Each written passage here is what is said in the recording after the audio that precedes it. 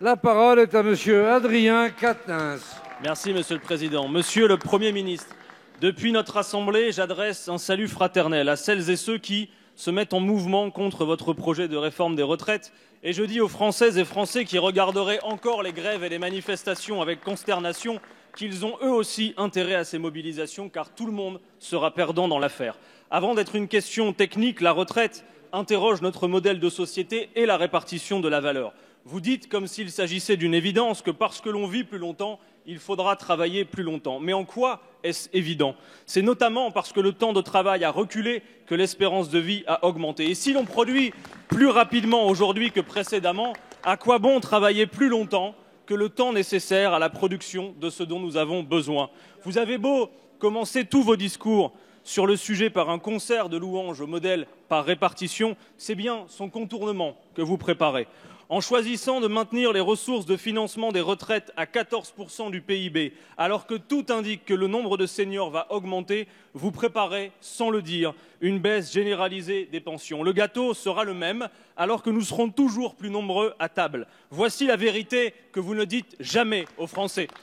Pour disposer d'une pension digne, il faudra travailler toujours plus longtemps, alors qu'un senior sur deux n'est plus en emploi à l'âge où il est censé partir à la retraite. Bien sûr, l'âge légal sera maintenu, mais si vous partez à 62 ans, ce serait avec une retraite de misère. Vous faites des 42 régimes spéciaux l'épouvantail qui devrait faire que les Français se jalousent entre eux, alors que ces régimes ne concernent que 3% de la population. Le progrès, ce n'est pas de s'user la vie au travail, par la hausse des salaires, par la mise à contribution des revenus financiers des entreprises, la fin des inégalités salariales entre les femmes et les hommes et la création d'emplois. Nous pourrions financer un système de retraite à 60 ans. Alors, Monsieur le Premier ministre, dites la vérité aux Français sur votre réforme. À part les assureurs et les banques des systèmes par capitalisation, qui va y gagner?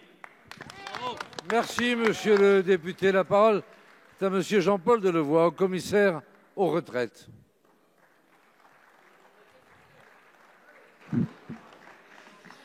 Monsieur Quatennens, je vous ai entendu à plusieurs reprises indiquer que moins on travaillait, plus on vivait longtemps.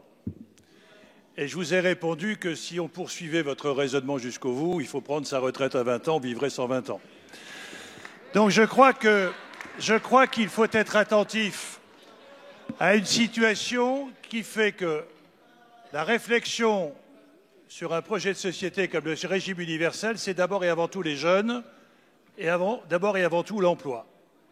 Nous avons été très frappés de voir qu'il y a un retard d'entrée sur le monde du travail, y compris pour les non-diplômés, et qui fait que dans le système actuel, le travail démarrant à 22 ans, plus 42 ans de cotisation, c'est 64 ans, l'âge à taux plein.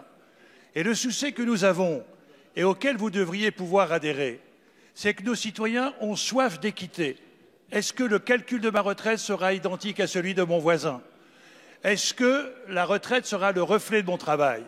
Et la réflexion, l'objectif qui est le nôtre, c'est de faire en sorte que, quel que soit votre statut, quelle que soit votre profession, à revenu identique, retraite identique, à métier identique, retraite identique.